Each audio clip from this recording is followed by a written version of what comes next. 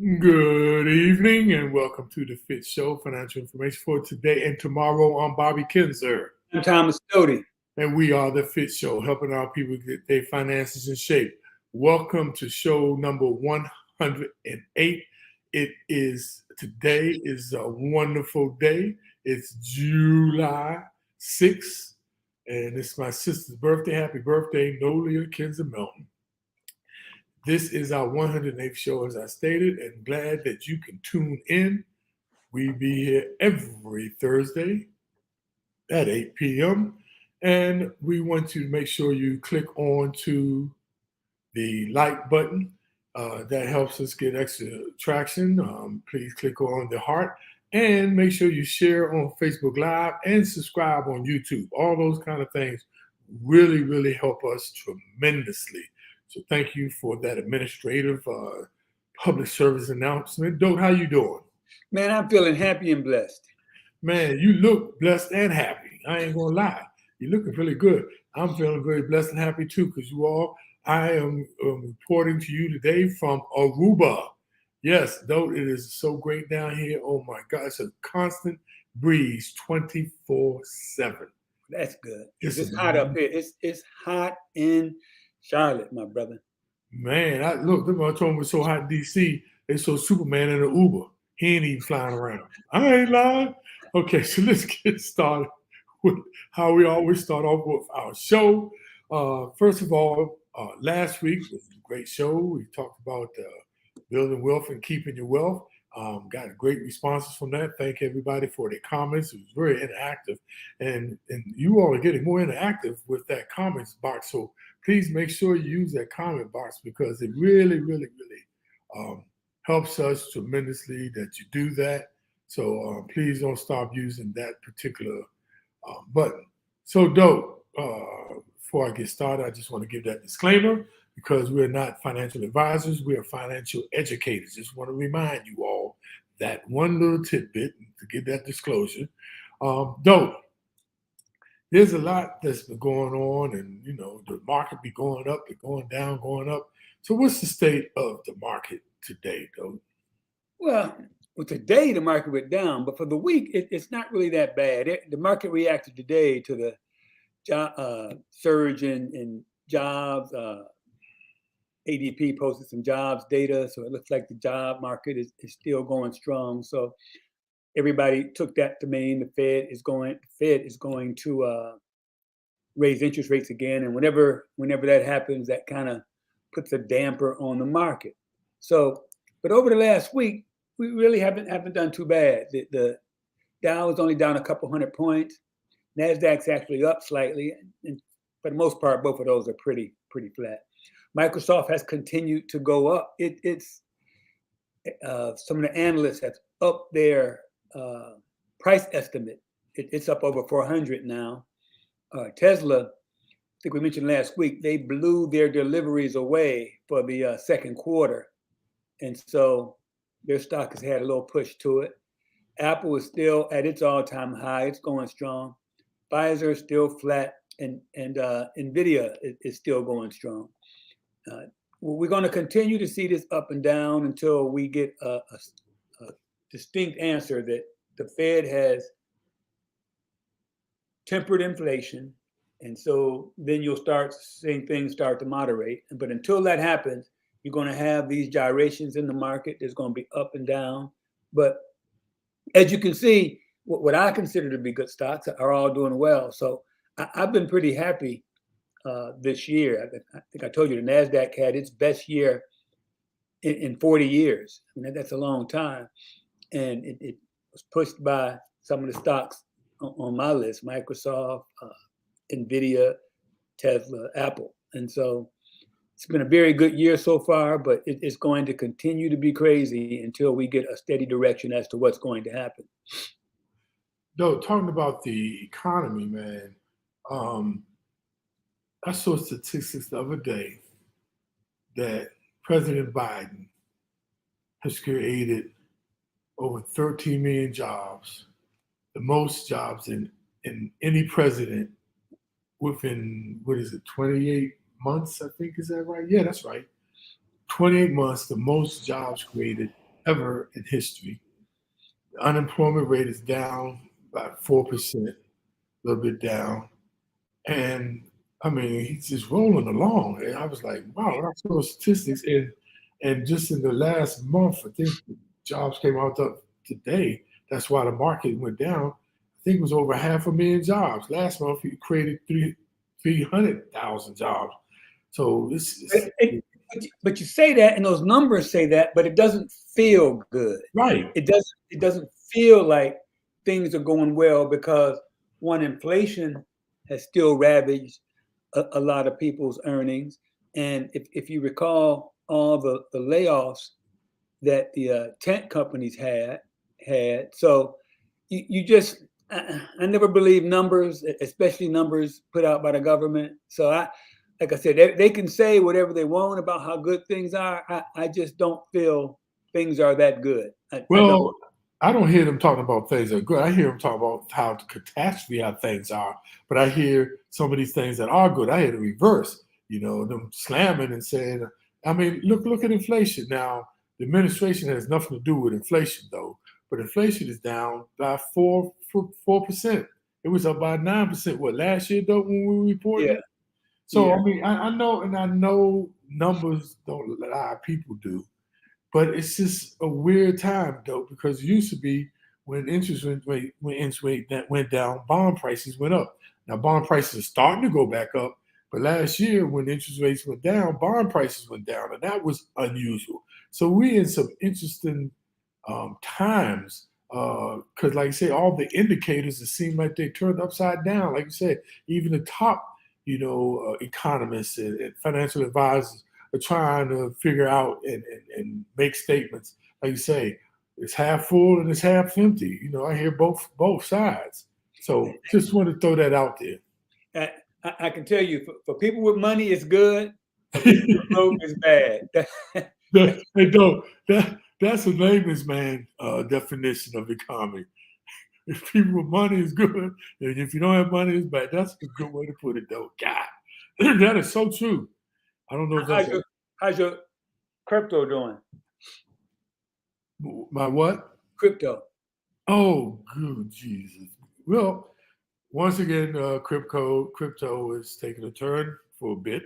The Bitcoin is only down 1%, but it's still about $249 down. It's at $30,156. The market cap is still at $1.2 trillion.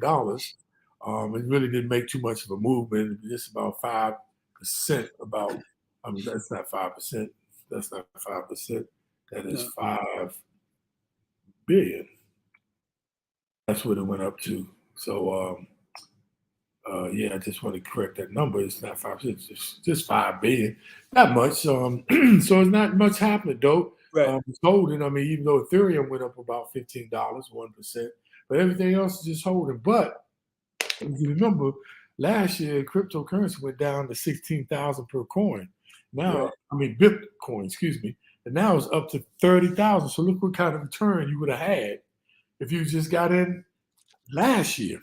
So yeah, and I think I told you the reason I believe in it because it just makes sense to be able to handle transactions between people or businesses or entities without having an intermediary that's taking a cut of the money, like the credit card company or the bank or whoever's in the middle. So that's why I think eventually it's going to take hold and work. But that's just my own humble opinion, and that's the only reason I invested in it because I think at some point it's going to be what people use to make transactions. Because really, basically, it's doing the cutting out the middleman, and that's what it was created. It really was created.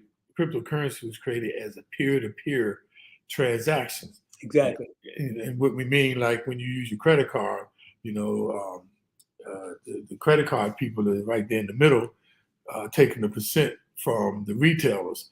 So when you do peer-to-peer, you were going straight to the retailer, and that's how Bitcoin really was supposed to be that currency. And a couple of big-time billionaires tried to push the market because one of the first guys bought a Ferrari. with Bitcoins, and they thought that was going to kick off things and more merchants. But in certain countries like the Philippines, though, they're using Bitcoins as currency. Like the market people down in the market, they're using it in the Philippines and a couple other Ecuador, a couple other countries. Yeah, they're using it full time. That's for sure. Yeah, they're using it full time. And then China banned it totally. So anyway, that's the cryptocurrency market. SIBA NU. I don't know though. I think the bottom is falling out, but you never know with this crazy cryptocurrency. Yeah, we're gonna have to snatch that one off, I think. But yeah, I think I think it's about time. I was trying to hold it there, but it's time to bring that one off, and we'll replace it with another one. Yeah. So that's the cryptocurrency market. And I just want to mention one thing before we go into our show, Bob. There's another scam going around. I want you guys to watch out for. It's a IRS scam, and they are pretending either email, text. They're pretending to be the IRS and telling you have a refund.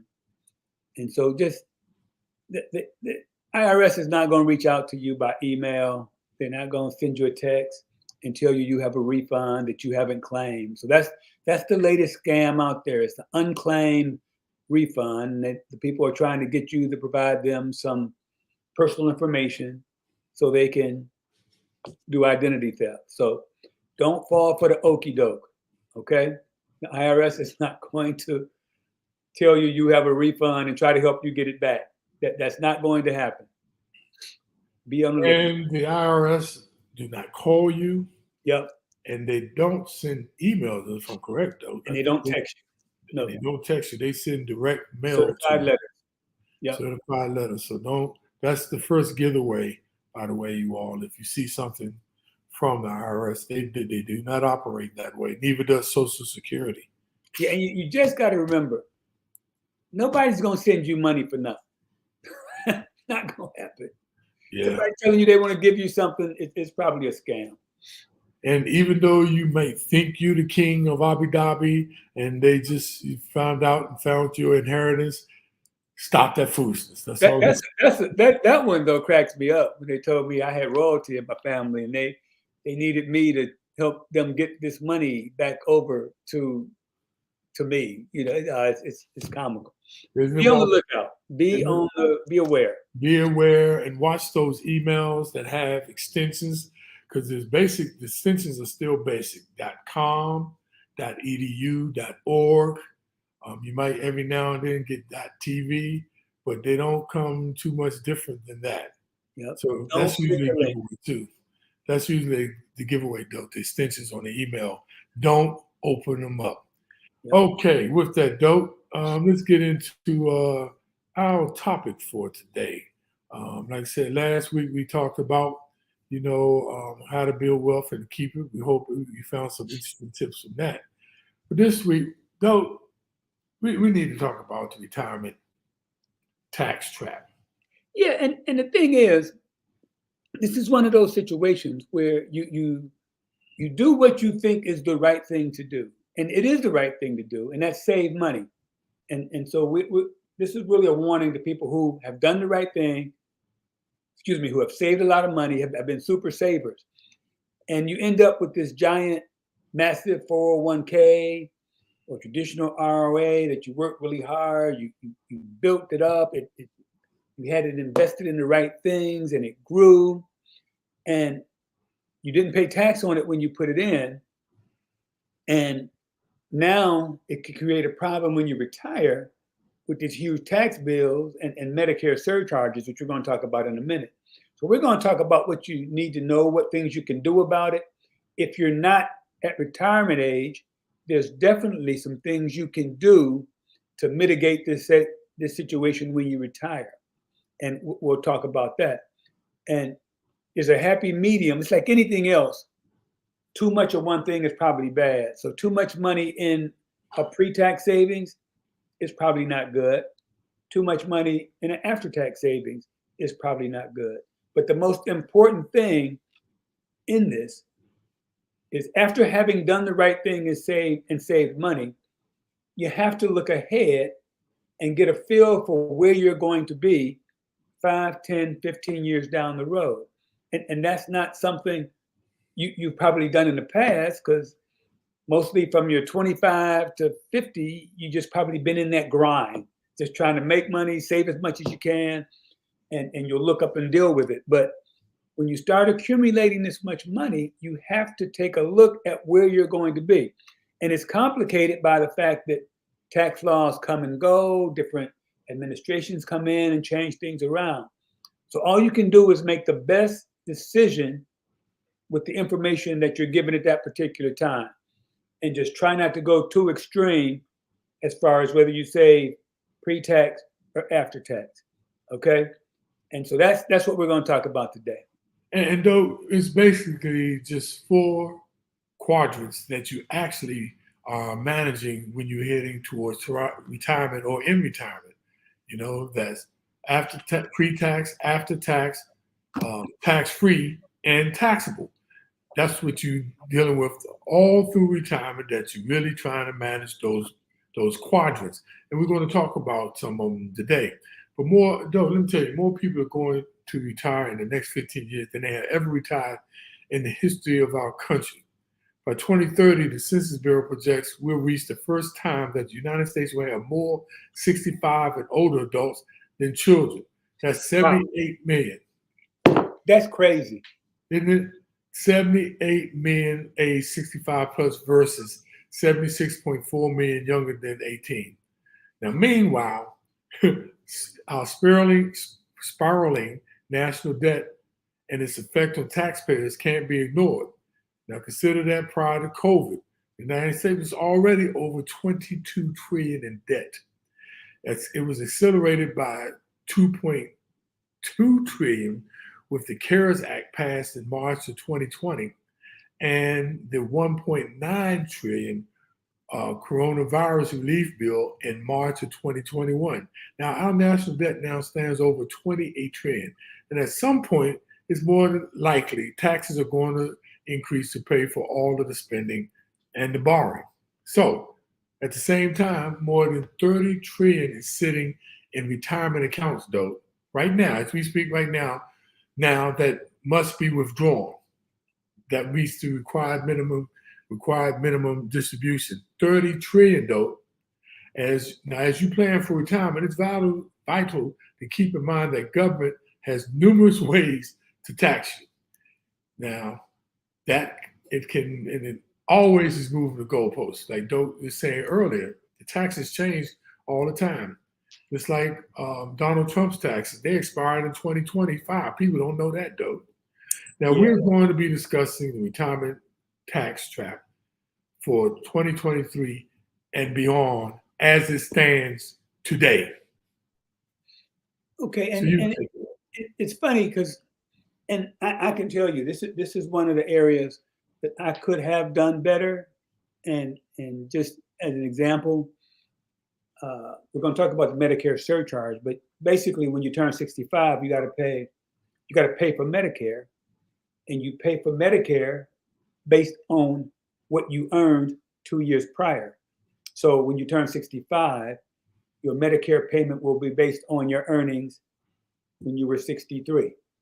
Okay, and it's not a crazy amount. I think Bob has a chart to show you about how much it is, but it can be between, let's say, $165 and around $560. So you're talking about almost a $400 or $500 difference, which can add up if you have you and your spouse, because you both have to pay it. So it's really double that, and it's times 12, right? So it can be a pretty big number. And so if you can manage your income, you might want to consider doing that. So when you have this big hunk of tax deferred savings, you also have this giant tax liability that you're carrying that you have to pay someday. I mean, the IRS is only going to let you get away with not paying taxes for so long. So what happens, if you take money out before you turn 59 and a half, you have to pay a penalty on that money, right? But if it's past 59 and a half, then you don't have to pay a penalty. So there's a sweet spot between 59 and a half and 63 where you can pull money out and it won't affect you won't pay taxes on it, won't affect your Medicare payment is kind of an area I wish I would have did something in there, but I was kind of doing pretty good financially, so I would have had to pay higher taxes. But there's all these kind of things that go into it. So what the government says is that age 72, which it's just been adjusted, you have to start taking required minimum distributions, okay, RMDs. So it comes out to about 4% of your IRA total you have to start withdrawing. So if you have $1 million in your IRA pre-tax, when you reach your full retirement age, you have to take 4% out and claim it as income. Okay, and that's going. And if you have 2 million, obviously 80,000, however much you have, you got to take about 4%. And it's based on your life expectancy. So that number isn't a steady 4% throughout your life. It actually goes up because the older you get, the more likely you are to die, which is a morbid thought, but it's true. So your tax liabilities continue to grow, and even though you aren't putting any more contributions once you retire. But if you're still working, obviously you get your company contributions, you get your company matches, what you're putting in, and that number is getting bigger and bigger. It's snowballing, as they say. And people aren't thinking about the fact that you're going to have to pay the piper at some point. All you're doing is you're looking at your balance and going, wow, I got a whole lot of money saved. And in actuality, what you should be doing is saying, I got a whole lot of money saved, but at some point I'm going to have to pay taxes on it. So let's run through a quick example. If you got a couple that's age 40 and they save $500,000 in a 401k account, and they're planning for retirement, they keep making pre-tax 401k contributions, they get a $6,000 employee match, and their account will grow to a sweet number of 7.3 million by retirement age at 65. They're in great shape, you would think. The problem is that pre-tax savings represents a large tax liability. Their first RMD will exceed $435,000 at age 72. And it's going to grow as they age.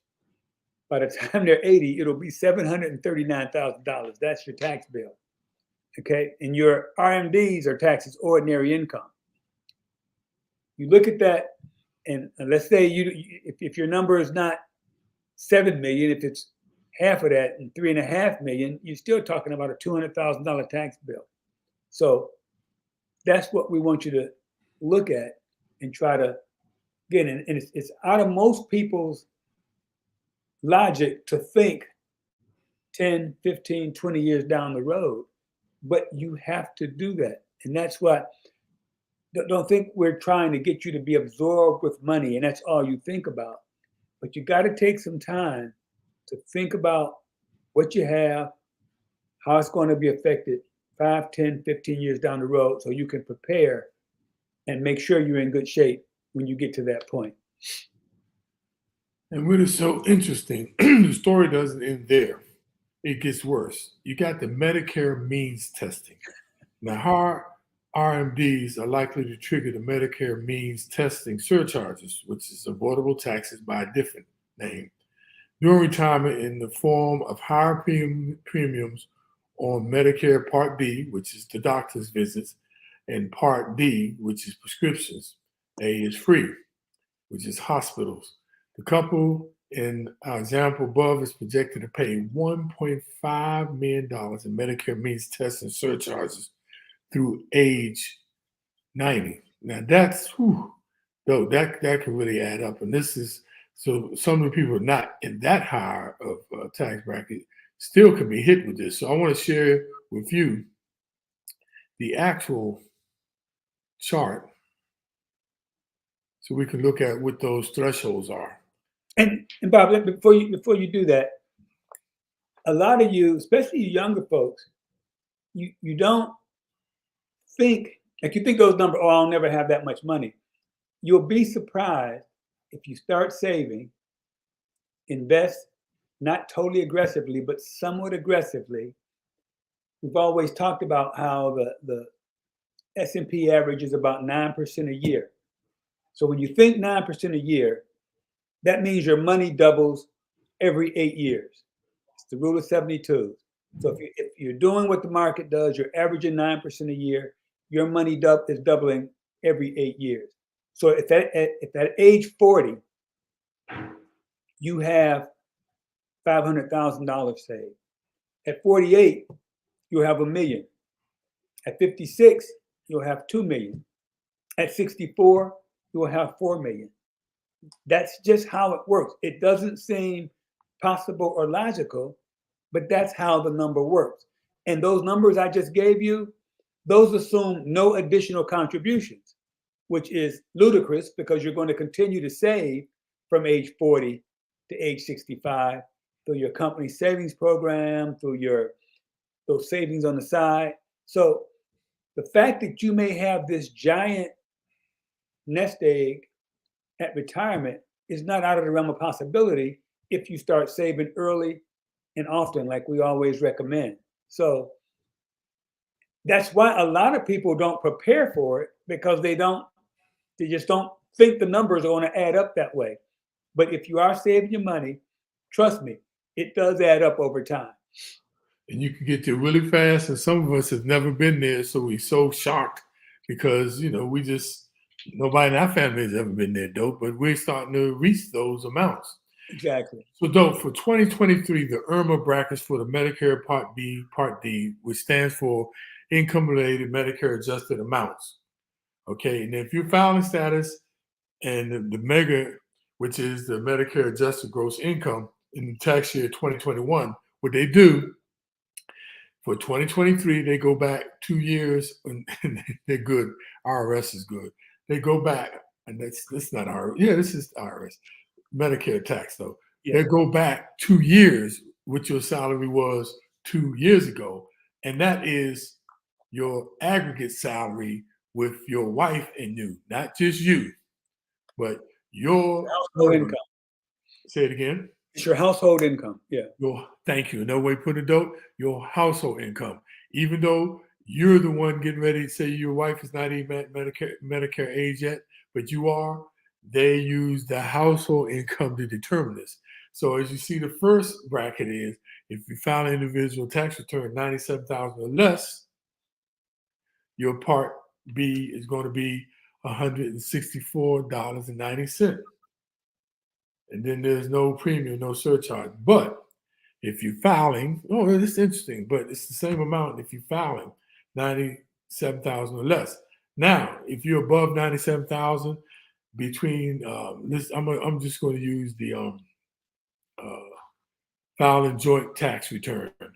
If you're making above 194,000, filing joint between 194,000 and $246,000, your Medicare payment goes up $230.80 from $164.90. It goes up to $230.80, and the plan premium plus $12.20 if you don't have Part B, which is prescription. Now I'm gonna go down to if you're making household income between above 306,000 to 366,000. Good Lord, it goes up to $428.60, and the premium is $50.70. Though that's a lot of moolah. And again, if you and your spouse are over 65, that's times 2. that's both. That's the other thing, though. That's times 2. God, and Yeah. But if you're in a situation like me, where the FDIC lets you keep your health care, which we had Blue Cross. I got my wife and I have my daughter still on it. She's just 19, so she can be on there until what is it though? 25, 26? 26, I believe. 26, I believe, right? So I got to keep paying that, and that's $500 a month. So that's $500 a month plus the $428.60. So I went from paying just $500 a month to paying almost $1,000 a month for healthcare. Yeah, and just back up just a little. That modified adjusted gross income, that's just your normal AGI, that number on your taxes, adjusted gross income. And they adjust it for Medicare. Some things that you get, like IRAs, you get to reduce your AGI on your income tax form, but for Social Security and Medicare, that's added back to that ups your income to kick you up into a higher bracket. So the first year I retired and I got my Medicare bill, I was in shock because I had done okay my last few years working, and I got my Medicare bill. And I'm like, holy cow! Because when I was working, my bill was only like maybe $300 a month, and so just like you, Bob, it was like, oh my God, this is crazy. This is crazy. And the funny thing about Medicare, unless you have an Advantage plan, a lot of things that were covered under your company's health plan may not be covered. The three things that old people have trouble with: your hearing, your eyes, and your teeth are not covered by Medicare. Isn't that amazing, though? The three major things when you get old, you got to deal with, and that's not covered. Yeah. And I just want to remind you, young people, don't look down on old people, because we all did when we were young. And when it finally hits us that we're them, that's just a humbling feeling. So respect your elders. and have some compassion for them, because we getting hit hard, though. I'm like, when I saw that bill, I said, Mama, I thought it was supposed to be going down. Same thing with my taxes, though, with my 401k plan. We get penalized for doing good planning. But don't mean to be the bearer of bad news, but really, it's really information. So it has nothing to do about whether it's good or bad. You need to know. There's Right. another Medicare surcharge, which is called the Medicare tax, and it's an additional 3.8%. It's called the Medicare tax, or the net investment income tax, right? Yes. And this is an additional. Now, this is additional, though. 3.8% tax on, like, if you go over a certain threshold, being married or filing jointly or single or household. It's based on capital gains, interest, and dividends. Yeah. And there's a threshold.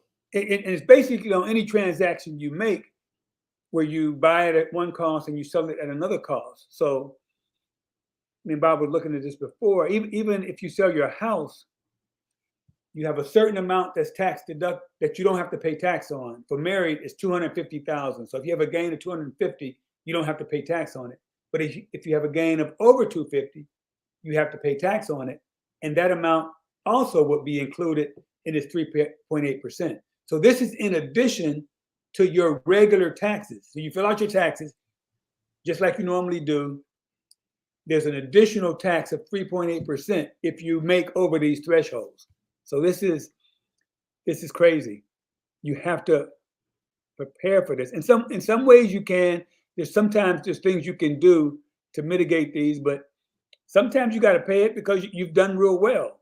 But we just want to get you to plan for it and make sure you minimize these where possible. And who came up with Medicare? Was it Lyndon Baines Johnson?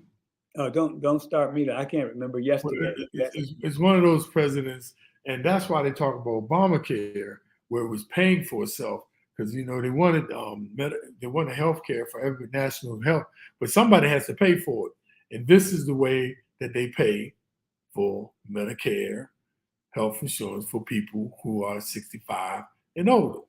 And if you're just doing well, this is another tax. So this is what I want to show you. No, and before, and like you said, not to be the bearer of bad news, we haven't mentioned that the Social Security fund is expected to run out of money at some point, in which case they're going to have to find another revenue source. And me, I'm always what's the word, pessimistic I believe they're going to come after some of those $1 trillion that people have in IRAs to mitigate that shortfall in Social Security. I just see that as it's too plump and too easy a target. And it probably depends on what administration, whether it's Republican or Democrats. If it's Democrats, they'll probably go after that fat money of the people who have saved and their money has grown and they got these giant nest eggs. It just seems like an easy pickings to say, let's get those people to help us lower the gap as far as what Social Security has. Well, Joe, it's interesting you say that because I don't want to get ahead of ourselves, but we're getting ready to talk about asset location, and that is going to be so pertinent to come and play based on what you're talking about, by the way. But we'll see. I don't want to get ahead of myself, but I just want to mention that you're saying that, and that next theory is going to be a concept, should I say, is going to be so important. But this is the capital gains for 2022, the capital gains tax brackets, right? So it's only 3 brackets, 0, 15, and 20%. If you married, filing jointly, and you make, $83,000 to $517,000 and $200, if you're long term, this is long term capital gains over a year, will be 15%. Now, if you're making more than that, then it goes up to 20%. And once again, if you cross that threshold, excuse me, hit the wrong button. If you cross that threshold of 250,000 on gains and income, that's 3.8% added to the 15% or to the 20%. So that's how Uncle Sam gets you. But slow down now. The good thing about this is if let's look at that middle row and you make less than 517,000. So on a long-term capital gains, you'll only pay 15% in tax, as opposed to your marginal rate, which would probably be 24%. Right. So there's actually a 9% savings. That's why, if possible, it's best to hold capital assets longer than a year, so you only have to pay 15% in tax instead of paying your marginal rate, which could be 24, 28, or I think 32. So that's a positive. But again, if you get into you make over 250, then you got to deal with the Medicare tax on top of what you make. So we just want to throw this stuff out here so you can start thinking about it. In some cases, there's not much you can do. And as we always say, Bob, we don't ever want you to stop making money. That's not, we want you to minimize the taxes you pay, not stop making money. You would never say, I don't want to make money because I don't want to pay taxes. That's one of the stupidest things I've ever heard in my life. It don't, but you know how you beat taxes? And people don't realize this. You beat taxes by making more money. People say, what? Yes, because that's more money. But the Uncle Sam can only take, what, 22, 24? Yeah, well, the more you make, the more he takes. The more he makes, the more you take. But still, if you give me his 24 and you take your 70, 76, hello? But typically, you got some state taxes, too. So but still, you make more. No, I don't care. How we. No. I'm not disagreeing with you. I'm not disagreeing with you. Oh, I thought you disagreeing with me. Okay. No. I agree with you. Never stop making more money. Right. Never. That's what. Right. That's your point. Be aware of the ramifications of making more money, and those are the kind of decisions you can make if you have an asset, and if you can wait and make it long term instead of short term. You can minimize your taxes, okay? If you can time transactions that you know will kick you into a higher tax bracket, or will kick you into a Medicare surcharge, or will kick you into a 3.8% additional Medicare tax. If you can time those transactions to make them happen in a way to minimize those without jeopardizing how much money you make, then you need to be aware of that, and you need to do those. And that's all we're trying to get you to understand. We're trying to get you to plan. And in some cases, you can make decisions that will minimize your taxes. And I know some of these numbers look high, but I mean, you'd be surprised how many people I know that are in those high brackets and have to consider the Medicare adjusted income and the IRMA, all those things, and the capital gains buckets. Man, I mean, it is a great problem to have, you all. I'm telling you, don't ever be feared of making more money. Yeah. If you understand the rule of 72s and you're a saver and you start young, you're going to make a whole lot of money. You're going to make a whole lot of money. And if you understand compound interest, it's a wonderful thing. There's no magic potion. There's no secret formula. It's really just what we always say: steady and consistent. And the younger you have the ultimate asset of all time, and it's time.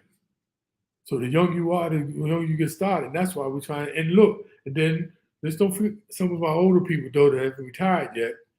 It is never too late. It's never too late. So you can still benefit from this information if you didn't do some of these things early on.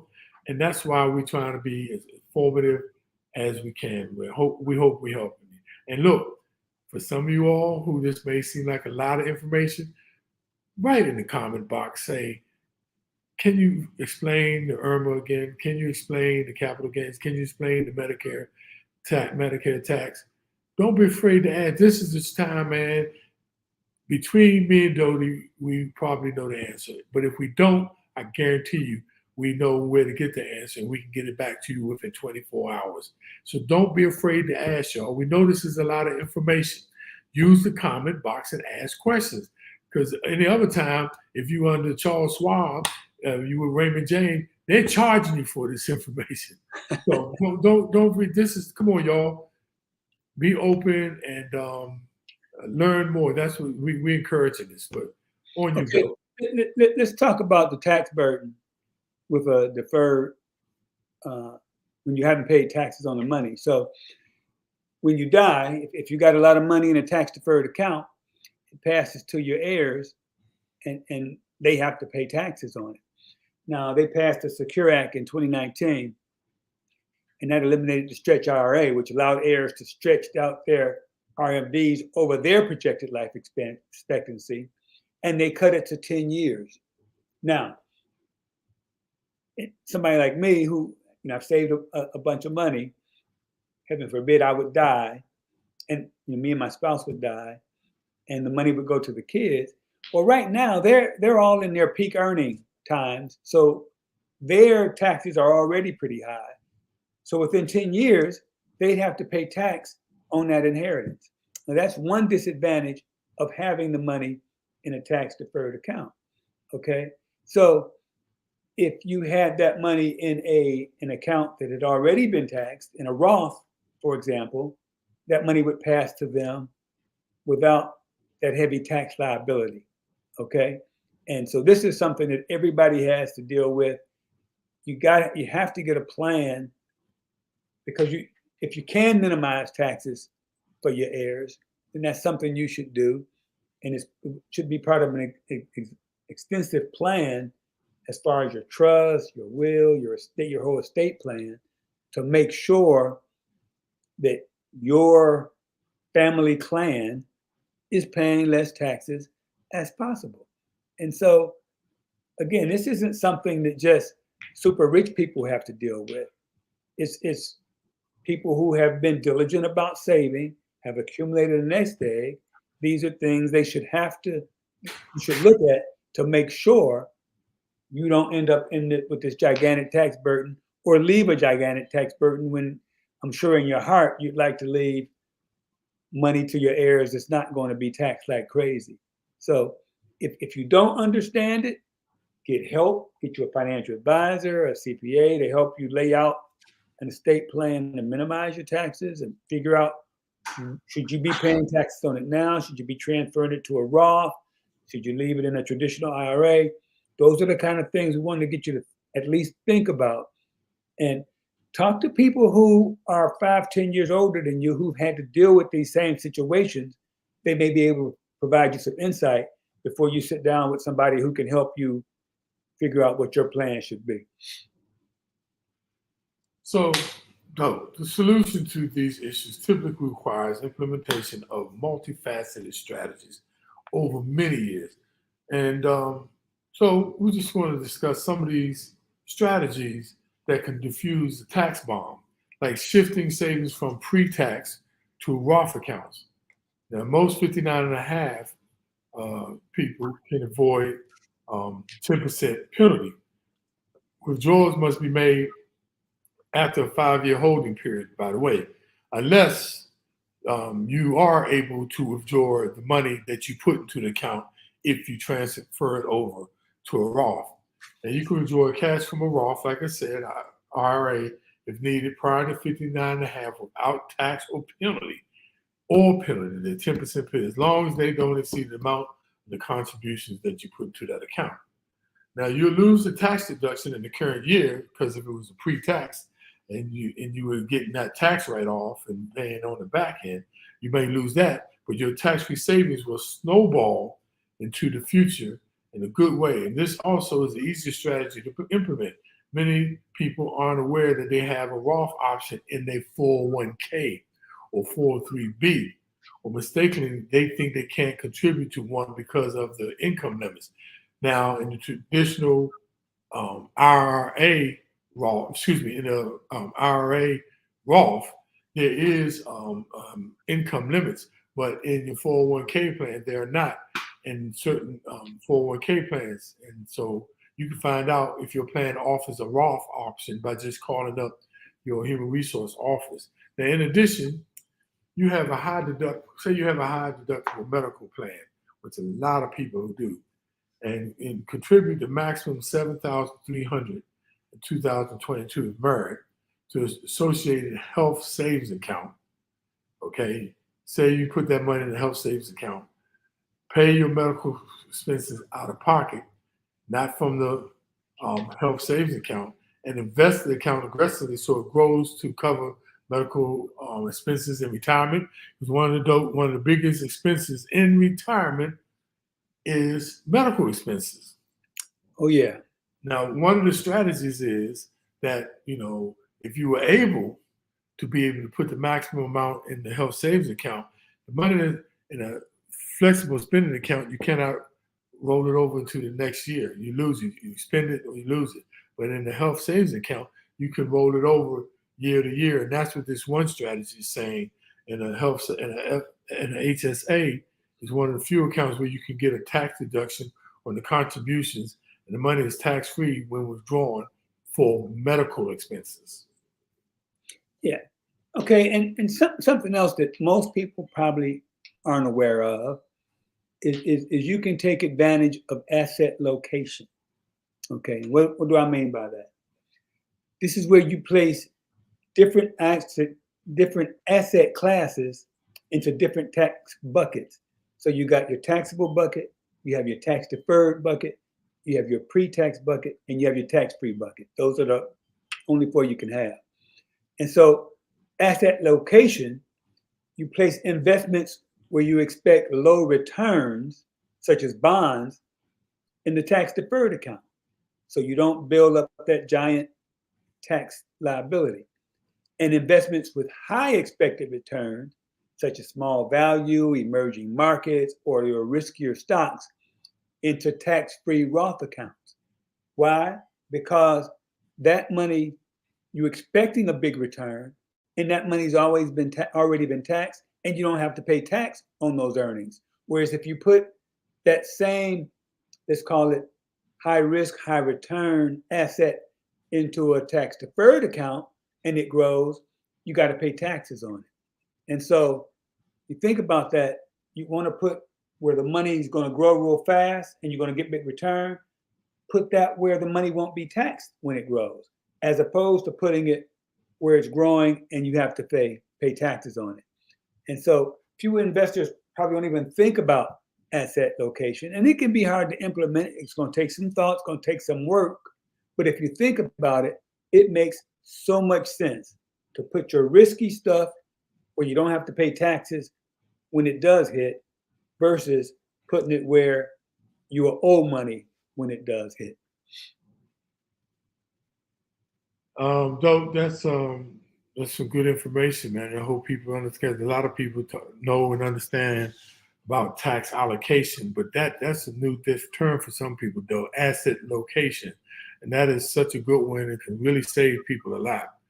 Now, talked about Roth conversions, and want to reiterate that Roth conversions involve transferring money from an existing tax-deferred account to a tax-free Roth account. Now, the transfer amount usually is fully taxable as ordinary income, and this is a good strategy to consider in low income years, especially for people who retire early in their 50s or 60s, or if you there in your 40s and 50s now, because you low in your lower income years, and you might as well, when you transfer that money over, you're not going to be hit with as big of a tax implication if you waited, until full retirement. But so this may have several years to do conversions. By doing this, early on, before that Medicare means test and search charges kick in, Social Security kick in, and remember the required minimum distributions kick in. Many people do Roth conversions early in retirement, and it really, really can help you, because once you move that money, even though you have to pay that tax on that now as ordinary income, but for the rest of the life of that Roth, the earnings will be tax-free. And that's and they can just continue to build compound interest. Now, saving for retirement is a good thing, but how you choose to save your money is as important as how much you save. Sometimes conventional wisdom can lead you astray.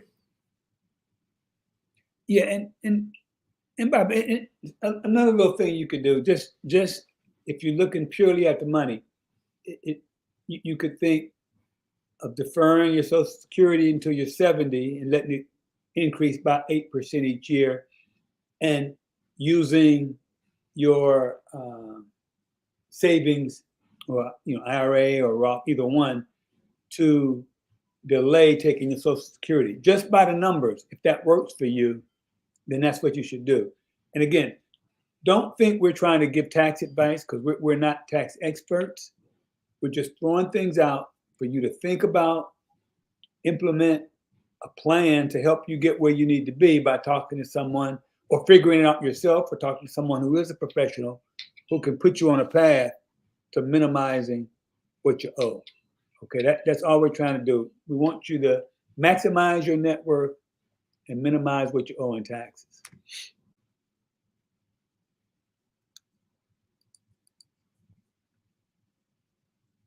So, the last thing though, Social Security and provisional income. Now, Social Security is tax-free benefit until you hit certain income levels. Then it becomes taxable. Provisional income is the IRS threshold above which Social Security income is taxable. In the IRS equation, they consider any taxable income. So that means interest, dividend, capital gains, and if you're still working, wages. They take any tax-deferred income as well. And finally, they take tax-free interest plus half of your Social Security benefit amount. For example, a married couple can receive $40,000 Social Security. Now, half of that, $20,000, is used for the IRS equation. They are all those other incomes plus the $20,000 from Social Security, and if that total amount is more than $44,000 for a married couple, or $34,000 for a single filer, then up to 85%, this is new news for some of you, of the Social Security is now taxable. But if you're married and keep that number below $32,000, none of your Social Security is taxable. Yeah, but don't keep it under 30. Make more than that. No, Joe. Don't make that the goal. Don't make that the goal. This was just an example. But by minimizing or eliminating the provisional income, you keep more of your money for future financial security. But remember this, once you reach your full age, you do not have to pay the taxes. Well, no, you have to pay taxes. You don't have to give money back from your. Excuse me. You don't have to give money back from your earnings that went over to that threshold. Right. That's thank you for that clarification, though. Right.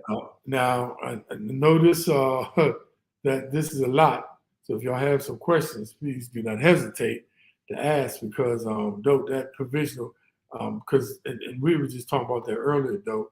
And can you explain again the two tax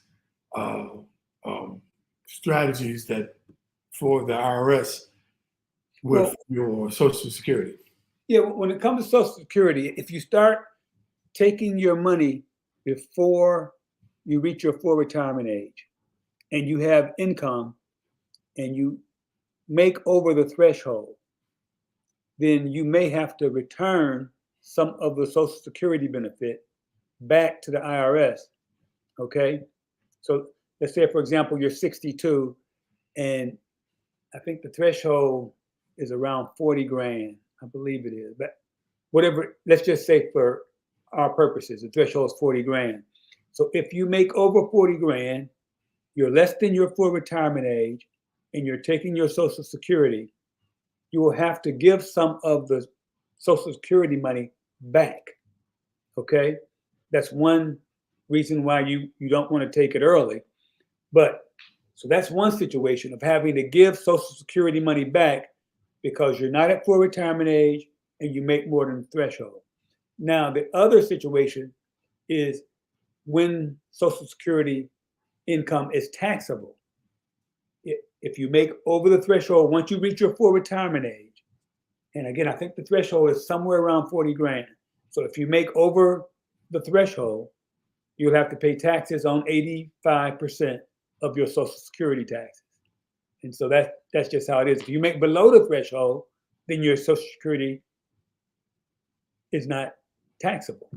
So hopefully everybody's over the threshold and has to pay tax on it, because that means you got more money. So those are the two situations. One is where you have to give money back if you start taking your money before you reach your full retirement age, and you start taking your benefits, and you make over the threshold, you have to give some of your Social Security money back to the IRS, which is not good. But on that scenario, once you reach a certain, once you reach full retirement, you don't have to give any money back. Never. Nope. On that one. Right. But that's beautiful on that one. But you're going to always be paying taxes on your Social Security. If you make over the threshold, if you make over the threshold, yes. You make over the threshold, which was approximately 40,000. Yeah, somewhere around there. 40,000. I saw it in there, though. Right, but you can look it up. Like don't say it. We're not tax people, but when you're talking about retirement, a part of all retirement planning is all about tax management. So we're not trying to give tax advice. We give tax information.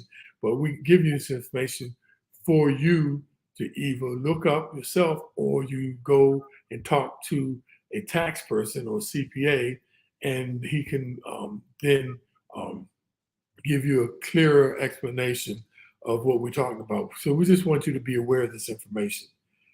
So let's wrap it up, Robert. Good, though. Here we go. Let's go to the summary and takeaways. Here we go.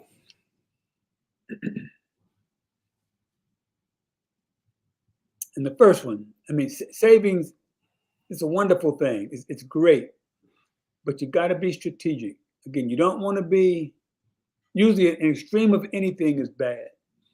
And so saving all pre-tax is probably not good. Saving all after tax is probably not good either. Be strategic and figure out what works best for you when it comes to saving. But do save. Basically, there are costs to retirement savings, and you just need to be aware of them and manage them appropriately so you don't give Uncle Sam more than you have to be giving up. Or you don't want to, be having money that you could have been using instead of just having it sit there and having Uncle Sam pay it back to you. You can use your money. So there are costs. I hope you see this from this session today. Yeah, and maximize asset location. I mean, that just makes so much sense to me, to put your high risk investments, which should be high reward, in locations where they've already been taxed. So that money can continue to grow and you don't have to pay tax on it. So at least consider that. Think about it. And the final one, reduce the burden on your heirs. Understand that and how you manage your money, the taxes. When you leave here, you don't want to leave a burden on them with having a heavy tax load because you didn't manage your situation better. So that's the end of our show for this week. Once again, though, that was 20 pounds of information in a 10-pound bag. We hope y'all come and tune in next week. It will be our 109th show. Just for reminders for some of those people who get mixed up on the archives and think it's the live show for today. It's Thursday, July the 6th, 2023. I want to thank everybody for tuning in. We had a very large crowd today, dope, and I'm so glad for that. And thank you, as our shout outs go, for Joanne Skinner, Garnett Nickens. Hey, Garnett, how you doing? And my wonderful sisters, Linda and Gloria. And by the way, Nola is not on today because it's her birthday. She's out there partying somewhere. Good for her. This is her. Since she's not on, I'm gonna tell everybody. You ain't supposed to tell a woman's age. I'm telling you, the woman get good luck. She must say, I'm telling her because she ain't on. And I think Nola's proud of her age. She look good. Nola don't look nowhere close to it. Nola look like about 40. And today she's 70. Good God Almighty. Whew, that's a lot of years. Hey, now I came in at the 11th hour. I mean, I know you're on, but I didn't see you out there now. Good to see you now. Thank you for your wonderful comments. And thank you, Garnett, for another great show. Happy birthday, Nolia. See y'all next week. Same bat channel, same bat place. The FITT Show. Financial information for today and tomorrow. Have a good evening.